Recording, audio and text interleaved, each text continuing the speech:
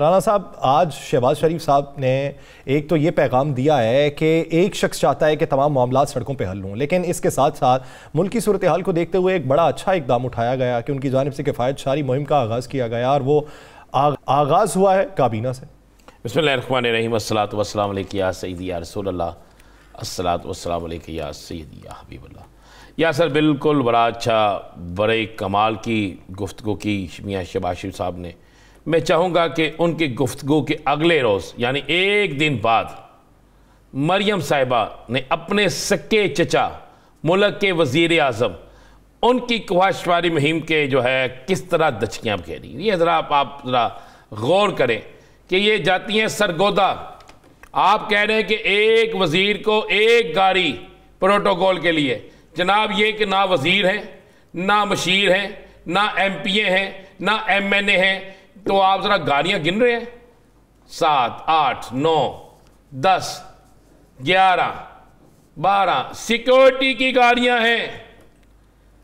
Security की गाड़ियां एक तरफ, या आपको आप देख ना स्क्रीन पे, PID की टीम एक तरफ, साथ लहदा एक गाड़ी में, उसके बाद PID की टीम, PTV की टीम, उसके साथ DGBR की टीम, प्रेस इंफॉर्मेशन की टीम। आप क्या कह रहे हैं? आपने अपने घर से शुरू करना था। क्या वजीर आज़म पाकिस्तान आज इस पे एक्शन लेंगे? क्या ये प्रोटोकॉल में जाने वाले तमाम अफराद के खिलाफ कार्रवाई होगी? क्या ये तमाम लोग जो प्रोटोकॉल दे रहे हैं इनको पूछा जाएगा? इनकी गाड़ियों में डलने वाला पेट्रोल, इनका खर्चा, सरगोदा जिमखाना के कमरे, सारी वहां पे मीटिंगें, ये मुझे बताएं, ये है ख्वाहिशवारी मुहिम? आप इसको कहते हैं? मरियम नवाज तो ये भी कहती हैं कि मैं हुकूमत का हिस्सा भी नहीं। हाँ, ये हुकूमत का भी हिस्सा नहीं है। बहुत अच्छी बात की, कमाल है यासर, ये हुकूमत का हिस्सा भी नहीं है। तो ये जो गाड़ियां प्रोटोकॉल की हैं, ये PTV की एक टीम है, PID की एक टीम है, प्रेस इंफॉर्मेशन डिपार्टमेंट की एक टीम है, ये सारे कहाँ से आए, किसके लिए आई हैं? ये हुकूमत का हिस्सा नहीं है। किस लिए आई हैं? ये सिक्योरिटी किस लिए दी जा रही है?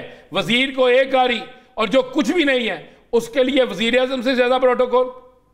इसका मतलब है चचा की किसी बात पे यकीन ना किया जाए। या तो फिर ये वही गुफ्तगू है जो उन्होंने कहा था पेशावर में, याद है आपको, KPK में, सवात में सॉरी, कहा था उन्होंने, कपड़े अपने बेच दूंगा, आटा सस्ता दूंगा, लोगों के कपड़े ही बिकवा दिए सारे। ये किया, तो ये हो रहा है। ये देखे, ये अमल करने से होता है, इसके बगैर नहीं होता। आज कह रहे हैं कि एक शख्स सड़कों पर यह सारा कुछ करना चाह रहा है, तो आपकी भतीजी कहाँ पे कर रही है? सड़कों पर उसे जगह नहीं मिल रही क्योंकि इतने लोग नहीं होते। वो जो जलसे जुलूस कर रही है, वो जो इंतशार पैदा कर रही है, वो जो हाजिर सर्वस जिसके खिलाफ तकारीर कर रही है, तो इस वक्त आपकी गैरतें नहीं जागती कि जनाब ये क्या हो रहा है? क्या इस वक्त तौहीन अदालत नहीं हो रही? आप तौहीन बिलावल हो सकती है, तौहीन दूसरी हो सकती है, वो ये तौहीन अदालत जो है ये अब नजर नहीं आ रही इनको। मुझे बताएं, सरगोदा के कन्वेंशन में क्या नहीं चलाया गया? हाजिर मौजूदा चीफ जस्टिस साहब के खिलाफ बात नहीं की गई। जो जस्टिस सीनियर जस्टिस हैं उनके मुतालिक बात नहीं की गई। क्या रह जाता है यासर साहब? आपने अभी समाज टोला जो है वो 5 के टोले में नाम तब्दील हो गए। हाँ जी, एक अभी उन्होंने कहा आज बाजवा साहब का नाम ना लें, कल ले लेंगे ये बाजवा साहब का, कल आप देख लीजिएगा। उन्होंने 5 का टोला तो गिनवा दिया नाम लेके। नहीं गिनवा दिया ना, पहले 5 के टोले में पहला नाम वो बाजवा साहब का लेते थे। इनकी किस बात पे यकीन करेंगे? कोई एक बात बता देना मुझे। ये हर रोज बदलते हैं।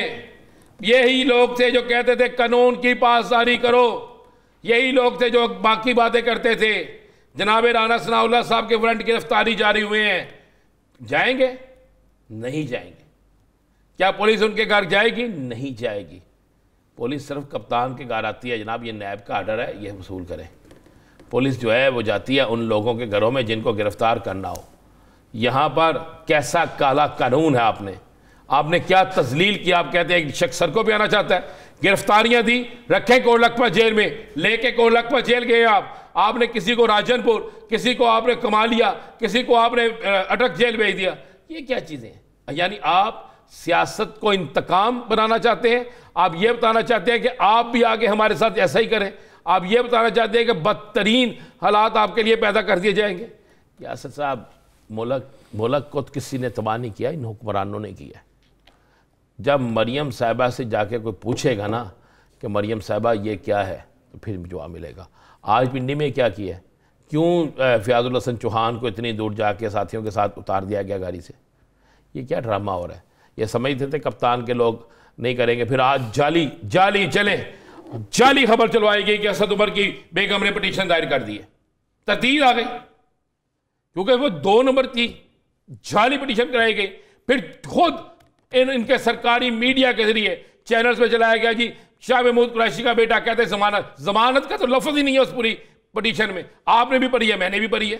वो तो हब से बेजा में रखने की उन्होंने बात की है कि हब से बेजा में रखा है। भैया मुलाकात करवाएं, आप जिस जेल में लेके गए उस जेल में लेके जाएं। आप राणा साहब गिरफ्तारी नहीं डली हुई, नहीं वो जो 16 MPO है वही गिरफ्तारी होती है।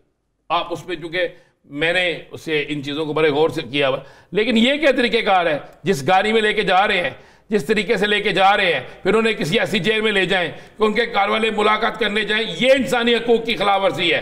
क्या इनकी मुलाकात कभी बंद हुई थी?